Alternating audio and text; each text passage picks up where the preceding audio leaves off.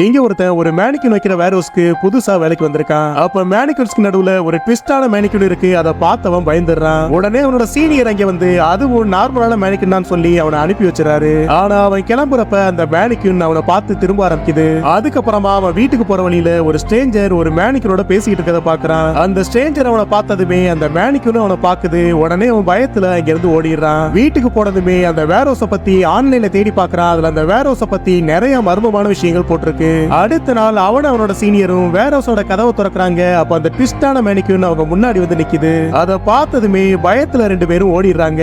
அப்ப அவன் மறுபடியும் அதே இடத்துல அதே மேனிக்யூனை பாக்குறான். ஆனா இந்த டைம் அந்த மேனிக்யூன் அவனை துரத்த ஆரம்பிக்குது. அவன் பயத்துல ஒரு சப்வே உள்ள ஓடிடுறான். பார்த்தா இங்க இன்னும் நிறைய மேனிக்யூன்ஸ் வந்து அவனை பிளாக் பண்ணிடுது. இப்ப அந்த மேனிக்யூன் அவன் பக்கத்துல வர ஆரம்பிக்குது. அதை அவன் தள்ளி விட்டுட்டு ஓட ஆரம்பிக்கிறான். ஆனா கொஞ்ச தூரம் போனதுமே அவன் கை ஸ்டிஃப் ஆகுற மாதிரி இருக்குது. பார்த்தா அவனும் மேனிக்யூனா மாறிடுறான்.